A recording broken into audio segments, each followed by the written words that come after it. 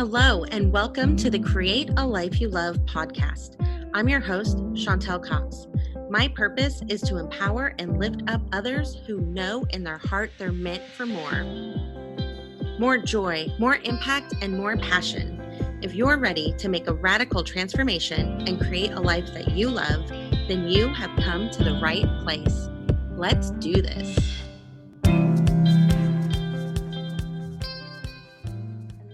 Hello. Welcome everybody to today's episode of the Create a Life You Love video podcast, where we get to connect with people from all over the world to share tips and strategies designed to help you on your journey.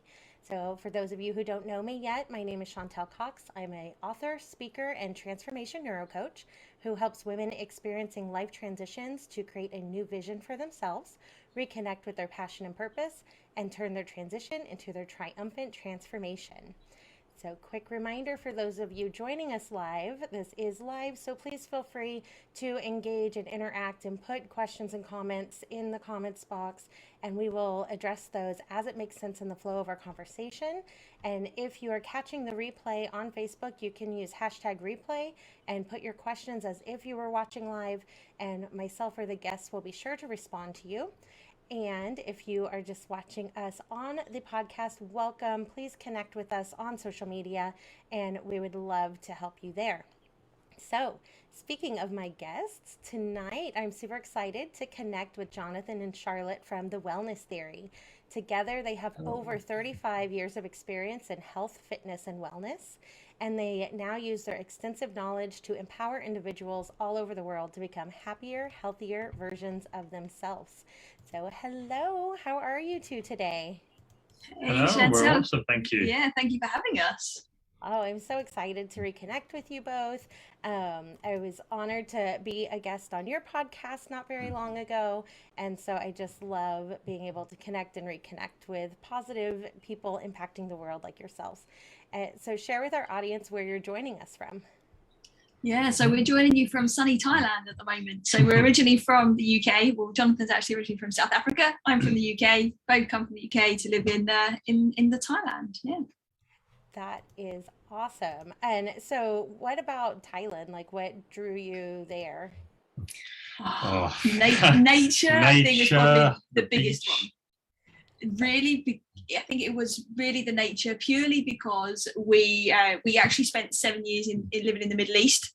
So we literally living like in the desert, which was beautiful in some ways, but there's not much in the way of like natural ocean and waves and the forest and trees and green. So we just, I think, had a bit of a craving after we left the Middle East, and we've loved it, haven't we? It just feels like home. We've been here a few times before, and each time it just it feels like you're home, and that's kind of one of the things that made us decision to move out here. It feels right. It feels like we're where we need to be. That is so cool. I love that. And because of this amazing business that you are both building, like, you have the luxury to do that. To be like, we want to go live in Thailand right now. And later you might want to live somewhere else, and that's fine. Yeah, exactly. Never say never. Yeah. So tell us a little bit about like your journey on creating a life that you love. Ladies first.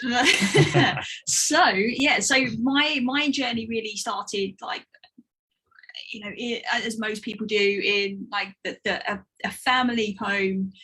Had a bit of a turbulent upbringing, kind of found my way and my feet in kind of the fitness world and the fitness space when I kind of got into the working world, and I was always working for other people, but I always had like this, I would call it like an entrepreneurial spirit there somewhere, because I just felt it. I wasn't necessarily acting upon it at those times, but I was then kind of building and working within commercial fitness chains, worked my way up the ladder, as it were, got to the top of the ladder, did the classic, oh, is this what it is?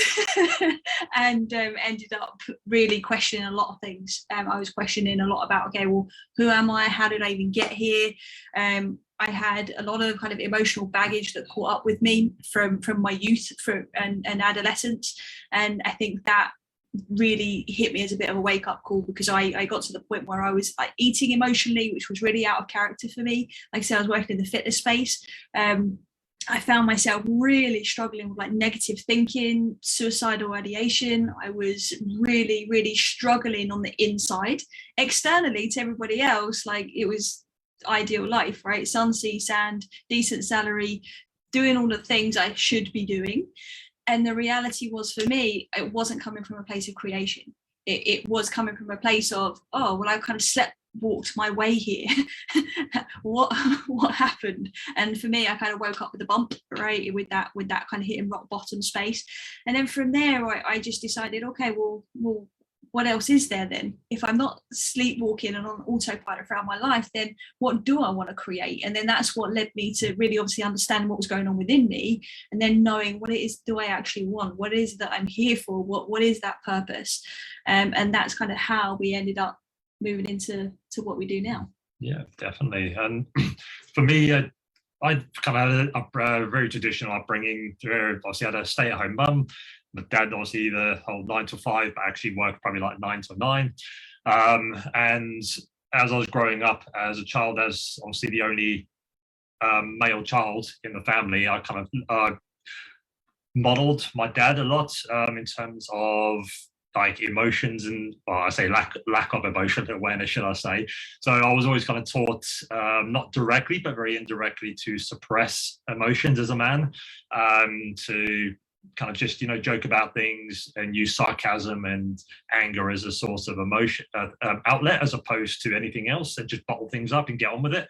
And I didn't realize at the time, but as I was taking that into the workplace with me, and I was the same, I started in the fitness industry very early on when I was like 16, and getting into that with the work ethic that I took from my dad and my granddad, which is hustle and grind, is like, okay, you've got to work hard and you've got to keep working hard and earn money, save money, and just keep and that's it until the point where you retire, so you can enjoy life. And that's kind of my mentality as I went into work, which is, okay, I've got to work hard, I've got to keep working hard. So I got into the fitness world and I love training. The reason I got in, because I love training. I started kickboxing and I was really enjoying it. I thought, okay, this is what I want to do. I want to get into health and fitness. So I've done all my qualifications, got in there, and then started working in corporate fitness until I bit into big gym chains and started working 16, 17 hours a day, because that is what I was taught. I thought, okay, even though my hours were it was like an 8-hour shift, but coupled with fact with clients, with other things going on, I think, okay, I have to be here all day, every day. And that was kind of the job. That's what was expected, even though it wasn't written down. And that's what I did for many years. The first 10 years of my career was working 15, 16 hours a day, sometimes 6 days a week, sometimes even 7 days a week if I really had to. And because of the fact I was bottling everything up, I wouldn't express myself. If something annoyed me or something didn't go right, I would just keep it in and try and ignore it, push it to the side and carry on. And that led to a lot of anger for me, bottled up anger issues, aggression, which I wasn't aware of at that time, because at that time I wasn't really aware of what I was feeling or how I was feeling. I was kind of playing that blame game mentality where things weren't going the way I wanted to in my life because everyone else was sabotaging it for me. It was the government's fault. It was the people I'm working with fault. My boss's fault. And it was never my fault. And that just kept adding to my anger. And I got nicknamed the Hulk at one point because I would snap so quickly. I would just go from being like nothing to swearing and effing and blinding and all over the place. And that was me for like the first 10 years of my career. And that anger and that aggression, that overwhelming sense of I've got so much to do, so little time. I've got to do all this. I have to present myself in a certain way. I've got to look a certain way. I was training twice a day, sometimes 2 hours each time, eating very strict, not socializing with family, with friends, because of the fact I thought I had to look a certain way to be in the fitness industry. So to be credible, I had to have low body fat percentage. I had to have a six-pack. I had to be defined. I had to be strong. I had to be in the gym all the time. So that's what I did. I went to the other end of the scale when it came to unhealthy obsession. So instead of unhealthy eating habits and not doing anything, I went to the opposite extreme, which I was training too much, eating way too much from a healthy standpoint, quote unquote. So I say that because it wasn't that healthy.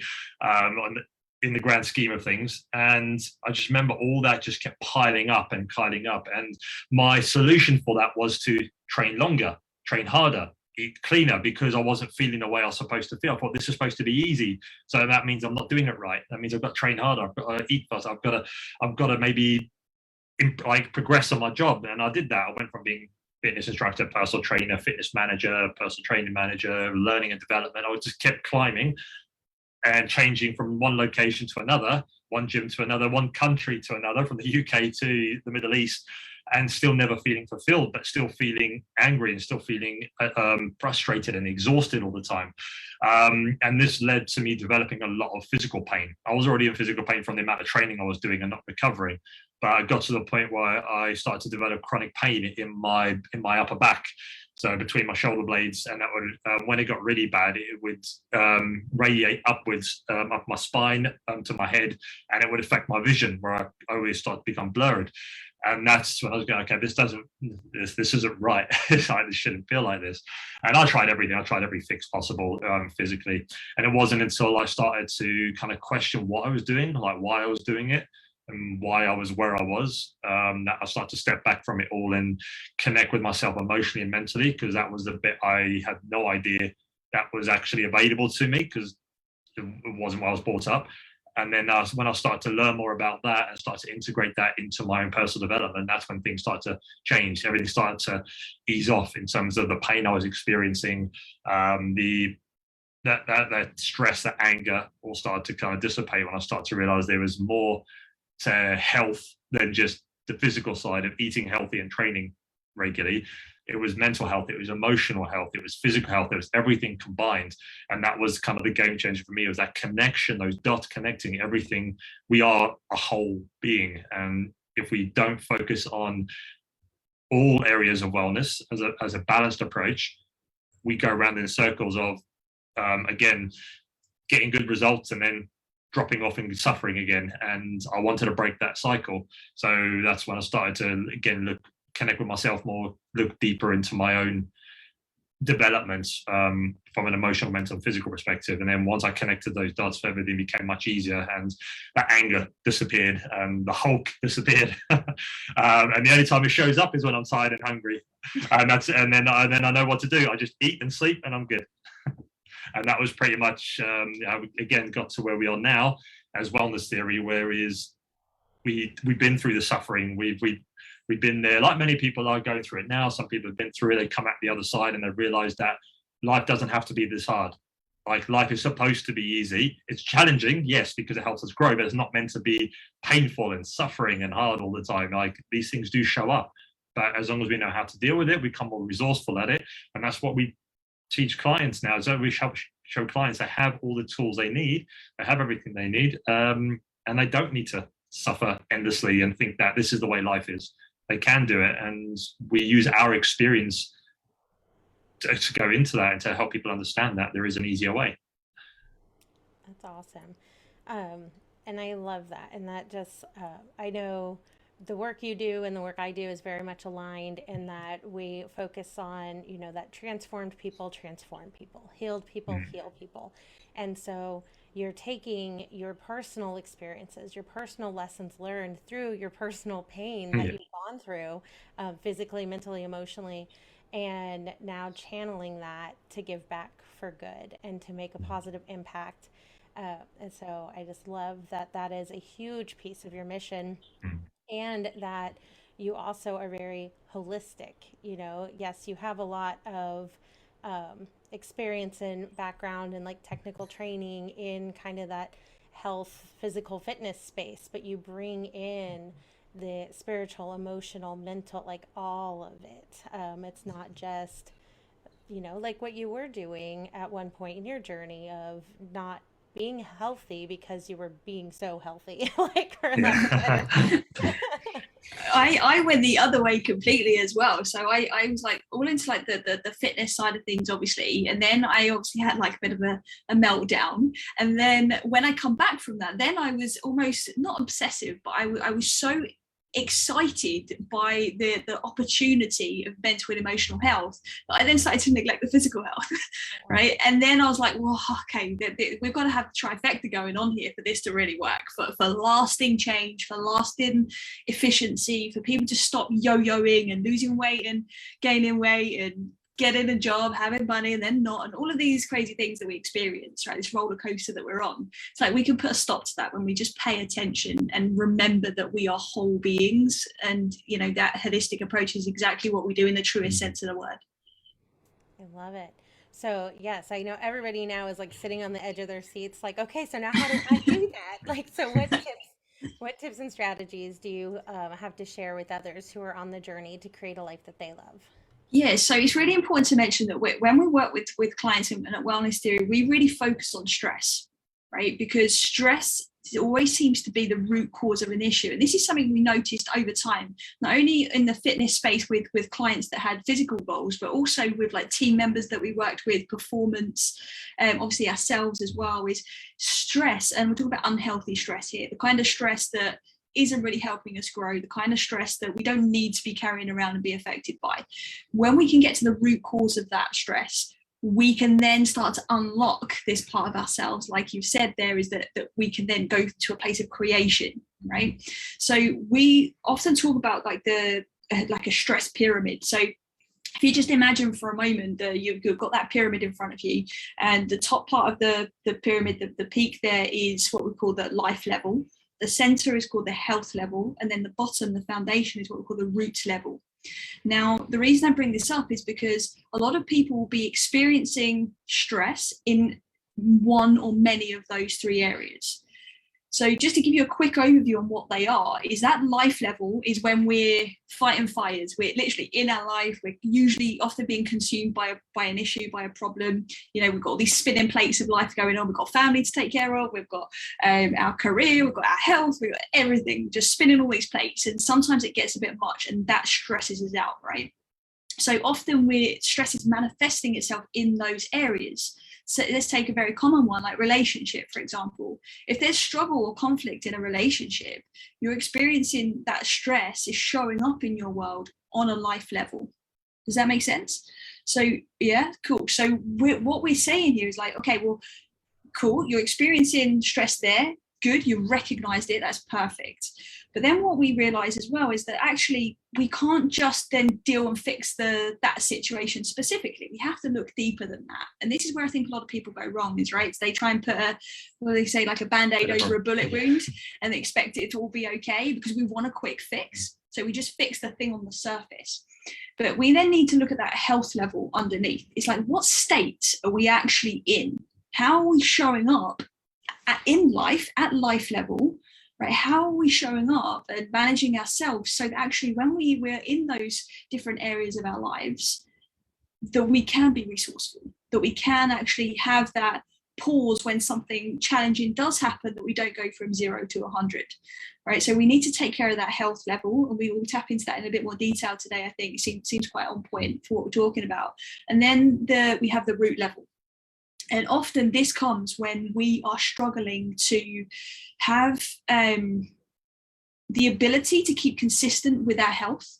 And also we're sometimes struggling to get off of that roller coaster of life, right? So it's really, really important that we're starting to think about, okay, well, what's going on at that root level? And root level, what I'm talking about here is our conditioning. It's, okay, how have we been understanding our own belief systems? Is it adopted, or did you create your own belief system? Are you carrying unresolved emotion from the past? Are there past traumas that haven't been dealt with yet? Is there some values that you hold, that your sense of identity that you're not really aware of, or you don't know why you're doing what you're doing? This all lives in that root level. And often what we find and what we work with clients on is really getting straight to that root level, because that's the foundation of everything. So if we can really start to go to the root level and understand, okay, well, what could be causing this issue in health, in life, then how do we navigate that? What do we do? What do you need to become aware of? What do we need to let go of? So we help clients to then navigate those levels. So anybody listening to this or watching us here today, it's really important to start thinking about, where am I experiencing my stress? Where am I experiencing my challenges? Because in order for you to create a life that you love, and truly go out there and make a difference, we have to address what's going on within first, right? So ask yourself, where am I experiencing stress? Is it at that life level? Am I just spinning plates and I'm kind of getting consumed and stuck in this space? Is it that you're experiencing health issues? There's some real like physical symptoms coming up for you? If so, that's the level that needs your attention. And then the root level, that will need your attention if you've been trying for years and struggling to get results. The reality is there's something going on in your root level there that needs some attention. You need to go in and do that deeper work. And I know that sounds a bit vague, and I want to be respectful of everybody's time, but the reality is if you feel like you're on that roller coaster and it's just constant, or you're in a vicious cycle, or you're struggling to really connect with yourself and really keep changes that you want to make, it's a root level that's going to need attention. I love that. And especially like the visual, because you can really get like that visual of, you know, you've got the roots that are in the like the very, you know, very, very foundational, and then your health is also foundational, but without those roots like firmly planted somewhere and getting the nutrients it needs, you're anything above that level is, Yeah. no matter what you do, you're just going to be chasing your tail and spinning those plates. And Yeah.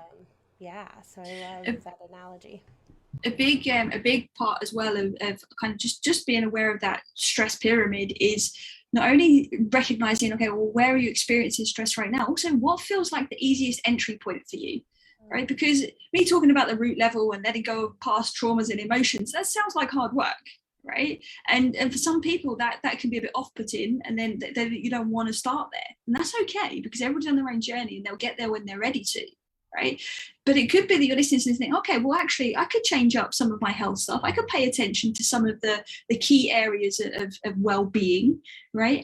That we have 8 core pillars that we work with, because it's a very easy entry point for people. Yeah, it gives the kind of quickest win for people when it comes to bringing their kind of wellness back into balance, and then the root level becomes a bit easier to dig into after that as well. So, like I said, the root level is when I went through some of the root causes. It is challenging, it is difficult, because it's relying on you. You've got to dig deep into yourself and admit and acknowledge the fact that you are the one responsible for how you show up and what's happening in your life, no one else. And that can be a hard pill to swallow sometimes, and some people aren't ready for that. I wasn't ready for that for a long time. You definitely to admit that everything in my life wasn't going the way I want because of me, not because of anyone else. And when I started to realize that, I was like, okay, I have to take responsibility for that, and realize that, okay, I don't want to live my life this way.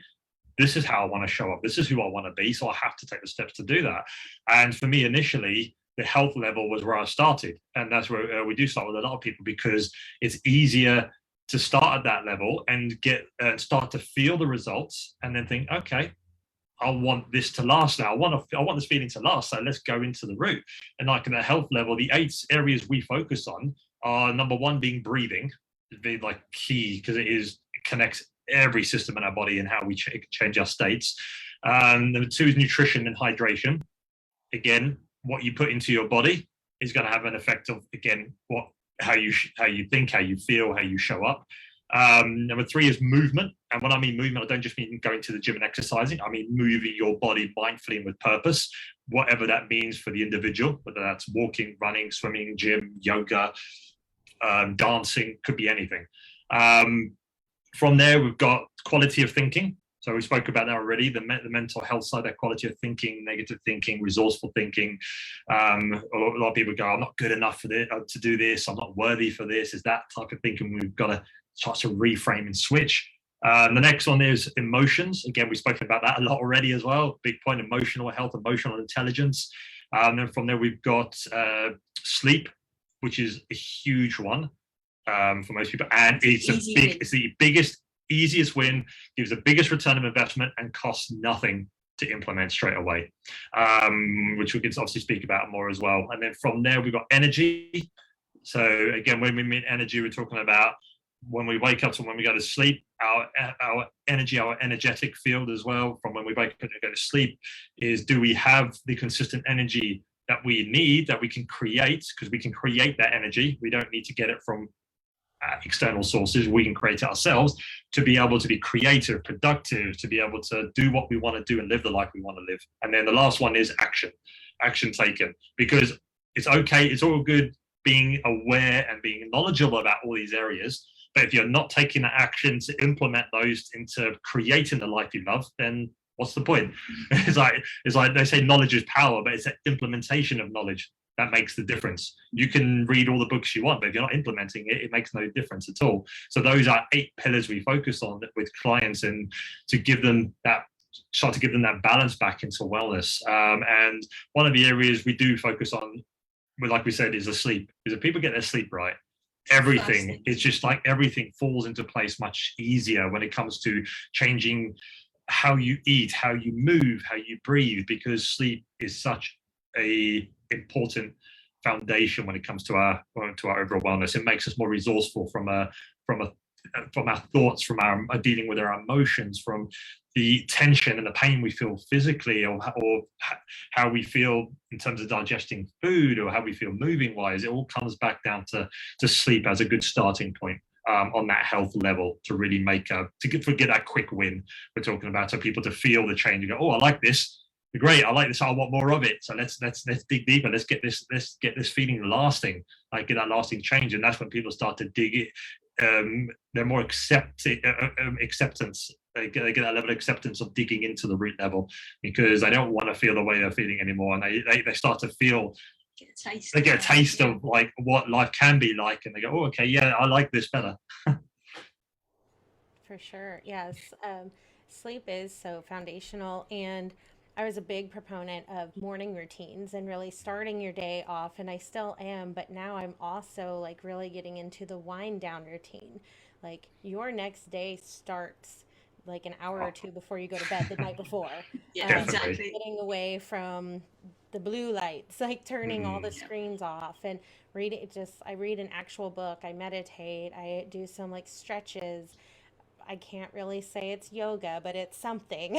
Like, it's some type of just relaxation. And I got this like sleepy time tea, and the you're right. I mean, it's such minimal changes and effort and no money, and the the change is substantial. And then it does lead to more changes, because then you can get up earlier because you're well rested.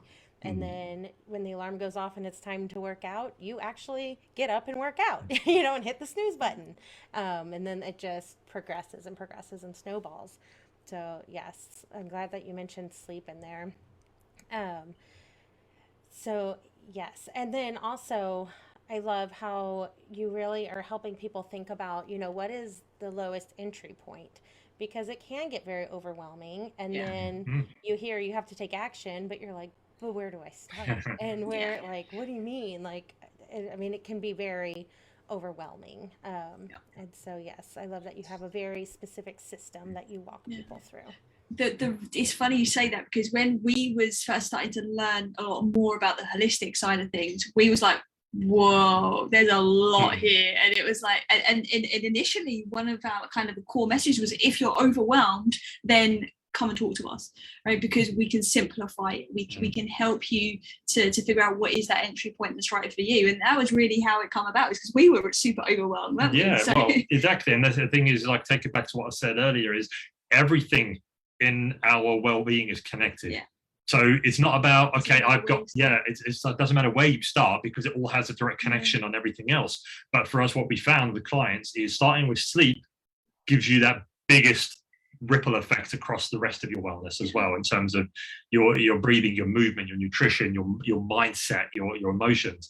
Sleep has the biggest impact in the shortest time when it comes to the rest of your wellness. So by focusing on that, and then once you've got that like set in as your routine, your night routine, your morning routine, and you're feeling balanced and grounded, and then from there you can start to, okay, my next step, what's my next thing that's going to give me the next biggest return of investment? It might be, okay, let's start to look at my mental health.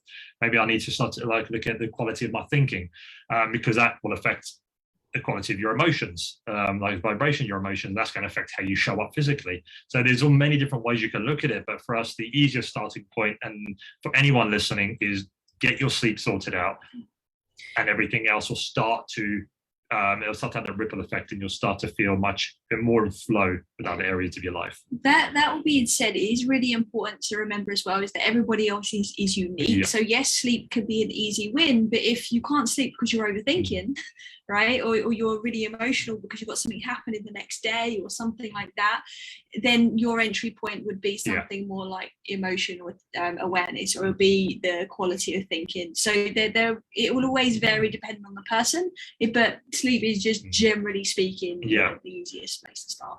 Yeah, because everyone, like I say, everyone is different, and we start with sleep, and then we find out with clients, okay, this isn't working, we need to go a step back a bit and go, okay, let's focus on another area first.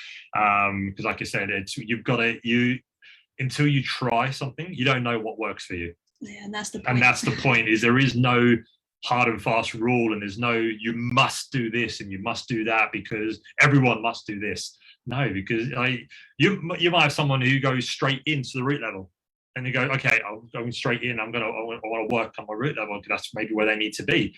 Because some people might not get there, like me, for years until they realize, okay, I need to go deeper.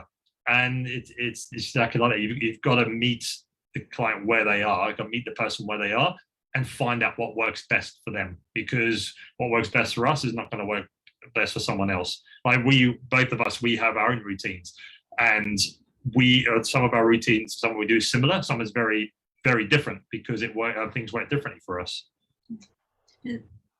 That's just so powerful, isn't it? Because it adds more stress and more pressure to us creating a life we love when we think we've got to do it a certain way, and we should do this and we must do that, and that just sometimes it's like adding fuel to the fire, right? That just puts us in even more paralysis as well, and we don't act on anything. So essential to just start tuning in and understanding, okay, well, what is it that I need, right? Anybody that's listening to this, ask yourself, what do I need?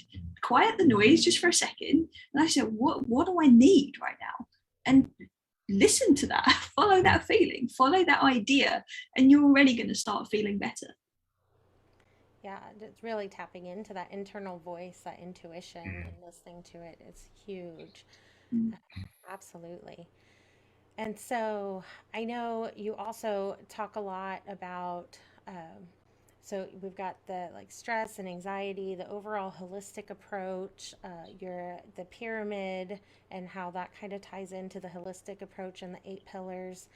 Part of what you do also is helping, once people have their foundation kind of figured out, is then turning around and making a difference in the world. Yeah. So talk a little bit about that. Yeah, so our mission is to help people realize when they're healthy and well, they can be a force for good in the world. Because often when we're consumed by our problems, it's easy to be consumed by our problems, right? It's easy for us to not see what's going on, big picture perspective. And often it's like, okay, how am I going to help the world and make a difference if I can't even get myself out of bed in the morning, right? So there's a gap there that we need to pay attention to. And that's kind of where that wellness piece comes that you just mentioned. But this was honestly really inspired by our clients. Like, yes, we wanted to make a difference. Ever since I got into the working world, I had this thing about ripple effect. I was like, okay, well, as a trainer, I can help this many people get results. So it was like, okay, well, when I become a fitness manager, I can manage a team of trainers, and they then all have clients that they can help. So it's like that ripple gets bigger, bigger, bigger. So there's kind of always been a common theme. And the reality is what we saw as we was working with clients is that they were getting to a point where they're like, they're getting hungry, they're like for their purpose, they're figuring out what their purpose is, and then they're like, well, now what do I do with it? And it's like helping them to connect with that, and they just wanted to go on and do these incredible things. And it's like that just spurred us on even more, is to work with people like that, people that genuinely want to do something, and that could be changing the world and tackling some of the big picture issues we have going on. That can be making a difference to your loved ones in your immediate environment. It doesn't matter the scale, but what matters is that we move into a place of contribution and service in some way, shape or form, because it's just, I think that's the cherry on the top, right? Not only are you getting to experience these high vibrational states, often you're being able to come from a place of resource and creation, you're then also seeing what effect that has, which motivates you. It helps you keep momentum as an individual as well. But that experience that other people then get and what you see them go and do, you just know that it's leaving a form of legacy. You know, it's having that ripple effect, and it's very, very, very fulfilling. And seeing our clients do that moves us so much, and that's now a big chunk of what we do. Is we genuinely will help people discover what is that thing for them, which obviously varies from person to person, isn't it? Yeah, definitely. Yeah, that's awesome. I love it. It just, yeah, it's one of those goosebump things when you think about how big and what that ripple effect could be, and that you are just this tiny little part of it, and then you don't know for sure what your client is going to go do after you've helped them get to that level where now they're making that contribution, and what the people that they impact, what they go and do with that. And so we hosted in October this year, and it'll be happening again next year, for anyone that's interested, an event called Become a Force for Good. And it's still the same theme of when you're healthy and well, you can do good in the world, but we had many different speakers come on, and it was all about people could come along. Obviously they're learning for themselves and getting to know themselves, and from a wellness perspective and a stress perspective, but them just attending was creating a positive impact, because everybody that attended made a donation, and that donation then was spread to many different causes to support the UN 2030 global goals. So we was able to, as a result of that event, and the people that attended and got involved and really showed up for themselves, no matter where they were at, we was able to make sure that people in poverty are getting water, making sure that kids are being safe from sex trafficking, and just so many different beautiful causes out there that we was able to contribute to. And that wasn't us, right? It kind of was. Yes, we were a small part of that. If we hadn't decided to put the event on, it probably would have happened somewhere in the world. Somebody hopefully might have done something, but the reality is we wasn't hoping that somebody was going to act. We put a train in motion, and then the people and the level of community spirit that showed up at that event, and then the ripple effect that made long after, was just, it gives me goosebumps now literally just thinking about it, because it was just so powerful. And that was people that have maybe never even thought about these causes before. They're becoming aware of them. There's people that are just taking that first step, that entry point. Therefore, okay, well, I'm new to this personal development space, I'm just going to show up and see what happens. And then as a result of them showing up, they didn't do anything except show up, right? And then they're having this ripple effect, and immediately they felt whoa, I've done something. And that is just that little spark that we need to ignite sometimes, that then leads and moves more people into action. I think that's a big part of it as well. Yeah, that's huge. And you kind of hit on two really important things, I think. So yes, you got the train moving, and so that is very exciting, and you get so much joy out of being a piece of that. But then you also acknowledge that it's a small piece of it. And so while it's exciting and you're I'm making a difference, it's also very humbling, because it's I'm just such a tiny little cog in this huge machine. But you're doing your part, and then you're empowering and helping and impacting others to do their part. And then when we all work together, where could our world go? What direction could we turn this ship around to, like you mentioned, 2030. I'm so excited that things like this weren't happening as much and as frequently pre-COVID, but now people are connecting globally, and they are thinking globally, and the potential for impact is huge.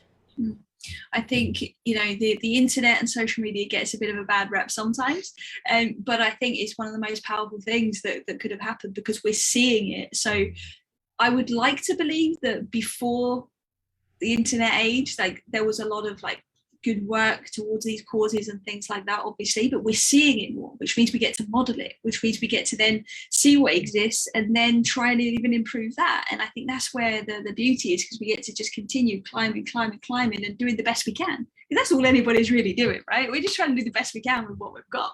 So I think when we can acknowledge that, the world would be a very different place. Oh, definitely. Very different. And again, a lot of people go, oh, just one person, what difference can I make? But that's like, well, you come back to that whole thing of connectedness. We are connected as one, regardless whether we're individual, but we're also connected as a whole. We're connected to every other human being on this planet and everything. So when we have that effect, as we do something that serves others and helps the bigger picture, that does have an energetic ripple effect as well around the people close to you. They start, like this morning when we got up and we went for we're part of our non-negotiable, we went for a little dip in the sea. There was a random guy just walking in on the beach picking up trash on the beach. So anything he found, he's picking it up. Like it was like, really old dudes, like, picking up his trash. Exactly. And like when you see that again, it fills you with that sense of hope as well. They're saying, okay, there are people out there who care about the planet, who care about that sustainability, not just from a selfish level, but from a global level, from a humanitarian level, because that's what's important is when. If anyone who's thinking, oh, how do I feel more fulfilled, is think about the last time you helped someone. How did you feel? Think about the last time you helped yourself. How did you feel? You probably felt a lot more fulfilled helping someone else, and you help yourself to become more better. And one quote that really stuck with me was leaving people better than you find them. So whatever it is, a word, an action, however many, even if you're with them for 5 seconds, is always leaving people better than you find them, because that creates that seed, that plants that seed and creates that ripple effect. Because you never know, they might go and speak to someone else who might be having a hard time, and then whatever they say to that person based on what you said to them might help them overcome whatever they're doing. And that's where it creates. So that one individual can affect millions of people without even knowing it. And there are amazing people out there at the moment who do that. Small contributions are having like worldwide ripple effects, and that's, I think, if everyone can adopt that mentality and stop thinking of what can I do as an individual, this is what can't you do is the question, because there's nothing you can't do. You've got literally a lot of infinite possibilities around you. It's your choice and your decision what you do with that. I think it's really important to, I think, sometimes remember and go back to when we started as well, because I remember thinking, oh yeah, I'd love to change the world, but really, little old me, like, how's that going to happen? Like, that was overwhelming in itself, right? So it's like, well, where do you start when it comes to something like that? And I think the first thing is taking care of yourself, because you don't get to really impact anybody until you're coming from a place that's full. Right, I think we've all heard that saying now, you can't pour from an empty cup. The reality is we can pour from a very full cup when that cup is something that we want to be, filling and paying our attention to, and you can do that over a long period of time. But I can't remember the person who said it, but they said, like, look at the things that break your heart the most and start there, because it's going to be different for everybody on some level. Start there. What's the one thing you can do? What's breaking your heart right now when you look around your life, your work, the world? Let's just start there. Just one tiny, tiny little thing. And then just do that day after day, or week after week, bi-weekly, even monthly. It doesn't matter at this point. Once a year, right? Do something. Interestingly, actually, that's kind of how we started thinking about it now, wasn't it? We decided, okay, once a year, we're going to pick 3 people that over the past year have really impacted our lives, that are in need of something, no matter what that was, and we would make a point of doing that. But that was very early days, wasn't it? I forgot about that until just now. But that's how we started, right? Is because we can only sometimes work within our means as well, and that's also important to recognize, because it's easy for somebody maybe watching this thinking, it's okay for you to say you're living in Thailand and have your own business. It's easy for you to say, okay, about changing the world and all these causes and stuff. But the reality is like, no, we started just like everybody else, exactly. Right? And we're still just like everybody else. And it's about just starting and knowing where we're at and what is it we really truly want to create. Absolutely. And so much of that is the mindset, which you guys have, touched on. And so if the words you're saying to yourself are, well, who am I to make a difference in the world, or what can I do? Well, then you're going to do nothing if that's the way that you're going to choose to continue thinking. But if you can reframe it, and then, like you said, start doing small actions, And then it's so important to celebrate our small wins and allow ourselves grace and not compare ourselves to the person who's on chapter 10 when we're still in like reading the cover of the book. Like, Yeah, exactly. I Yeah. haven't even decided if I want to pick up this book yet. And like, but I'm comparing myself to the person in chapter 10. So true. Yeah. Awesome. This is so good. And so, yes, I'm just kind of looking over our notes here. What else would you kind of like to touch on before we start kind of wrapping it up? I think the key really comes back to is what is it you want, first of all. And it's surprising how many people can't actually answer that question because they're so focused on what they don't want. Yeah. And so if we can start to orient ourselves with the direction of our thinking, I think that's the true starting point, and that comes with awareness, like we said already in the beginning. So if we can just look and be like, okay, well, what do we want? What am I experiencing now that's preventing that? And then, hello, that's the place to start, right? So I think that's really the main thing, isn't it? Yeah, definitely. And just people to understand that you don't have to be perfect every second of the day. It's like we what we do, we have days where it's challenging. We have days where we don't want to do certain things.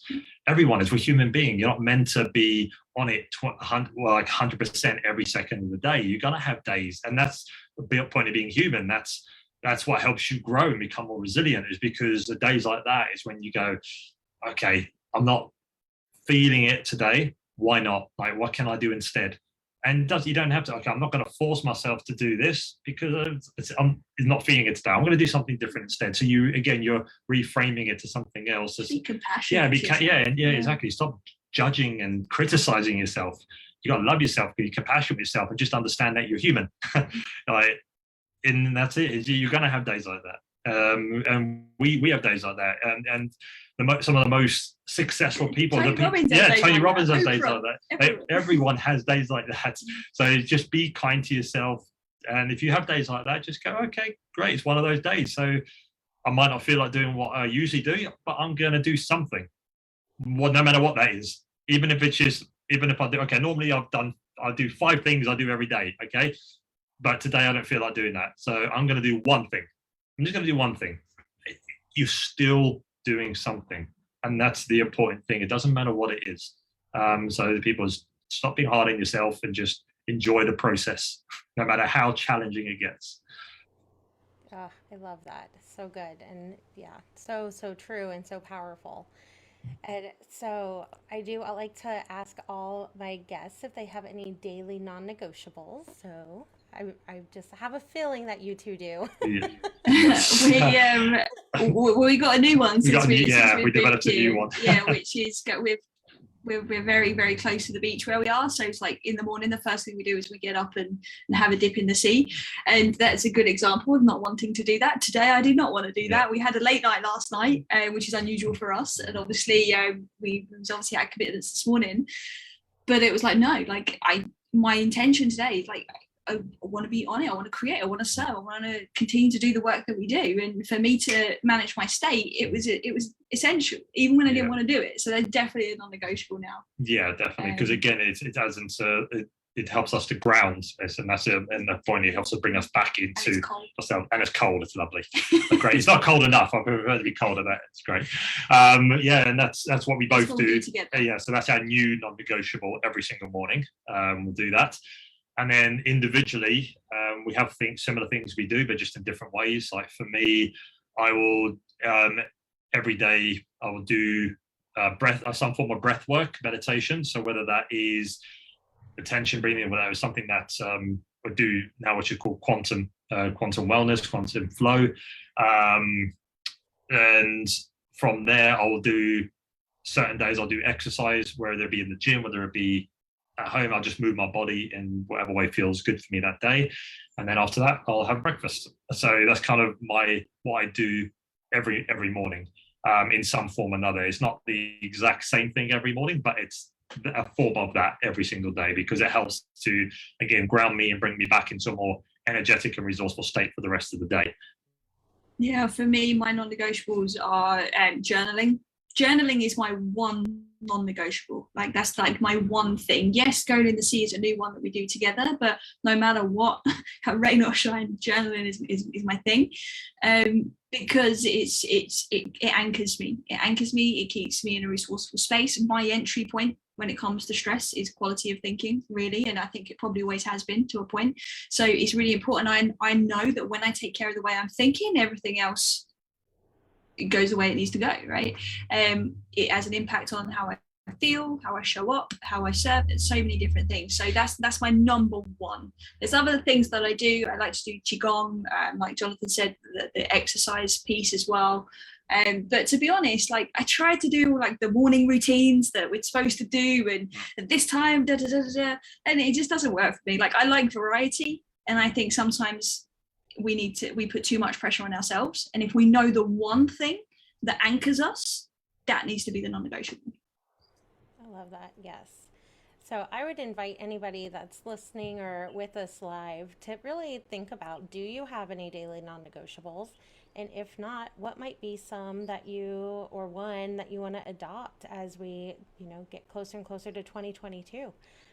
Because those little, small, consistent, disciplined things that we do every day, those are what really move the needle. Those are what make the big difference. Awesome. You are graciously offering your free wellness scorecard to all the listeners. And so can you tell us a little bit about that? And I will drop the link in the chat. Yeah, so our wellness scorecard is basically what we talked about when we're talking about the stress pyramid. So the wellness scorecard focuses on the health level. So you'll answer questions that give on those eight areas we spoke about: breathing, nutrition, movement, quality of thinking, emotions, energy, sleep, action. And what that does is it shows you where you currently are right now. And it shows you what areas, what of those eight probably need more focus than others, to give you that initial starting point. And then once you've gone through it, it's 24 questions, and you go through it, and then you get emailed a personalized report, which gives you your score and then tips on all eight areas on how to improve your score in those eight areas. And then you also get access to 8 practical and tactical videos. So we've done a video on those 8 areas where we deep dive into breathing, into quality of thinking, share more about it, and then also tools and tips and stuff that you can do straight away to help you improve that area as well. So there's a lot of stuff to start with on the health level to really start bringing your wellness back into balance. That is awesome. Thank you so much for offering that to our listeners for free. So everyone definitely go check that out. What a great, valuable resource. And where can people connect with you? Yeah, so Instagram is where we're most active on social media, so at Wellness Theory, or you can go to the website, which is thewellnesstheory.com, and you'll be able to get in touch with us there. You'll be able to do the scorecard. We host different workshops and things like that people can attend, which again is all free and part of our giving back as well. Awesome. And I'm getting those in the chat real quick. And anybody watching the replay or listening on the podcast, they will be in the replay notes or show notes. So everything will be linked and connected. And for anybody joining us live, feel free to throw any comments or questions in the chat, and we will get to those in just a second as we kind of wrap things up. Wonderful. Okay, this has been so delightful connecting with both of you. I just love the amazing caliber of people that Zoom allows us to connect with, literally all around the world. And yes, so I just want to thank everybody so much for joining us today. If you got value out of this episode, please be sure to share it with someone that you think would also benefit from the information shared today. And leaving a podcast review is always very much appreciated. You can quickly and easily leave a review from any device by going to ratethispodcast.com/Khalil, Calyl, for Create a Life You Love. And Jonathan and Charlotte, I would love for you to plug your podcast real quick. What podcast should they go look for? Yeah, so our podcast is newly renamed as Stress Relief in Your Pocket. which was formerly the Wellness Theory podcast. So it's us talking all about the things that we've been talking about today. There's educational episodes, there's interviews, there's other experts obviously on those interviews, and just inspiring everyday people as well. So yeah, there's plenty to get stuck into over there. Awesome. Yes, everyone go check their podcast out and leave them a review as well. So if you are listening to this and you find yourself on a transformational journey, be sure to check out our free transformation action plan. You answer a few simple questions and then you will receive a detailed personalized results with the top 3 things that you can implement to build momentum on your journey today. And next week, we'll be chatting with Melody Owen. Melody is a storyteller and story coach who will be sharing tips to reclaim your story, own it, and move forward as the lead in your own life. So definitely come hang out with me again next Tuesday, same time, same place, in the Create a Life You Love community, or catch it on your favorite podcasting platform. So thank you again, everyone, for joining us live, and thank you, Jonathan and Charlotte, for joining us all the way from Thailand on it's my evening and your morning. Thank you so much for having us. Thank you so much for having us. Honestly, we love the work you do. Please keep doing it. Keep being that shining light for your community. You guys too. Amazing. All right, everyone. Have a good day or evening, wherever from the world you may be joining us from. Enjoy the journey. Thank you for listening to the Create a Life You Love podcast. I would love to hear from you about your biggest takeaways. Share them with me on Facebook or Instagram at Create a Life You Love Coaching. If you love this podcast, be sure to subscribe, rate, and leave a review. It's very much appreciated. That's it for now. Enjoy the journey.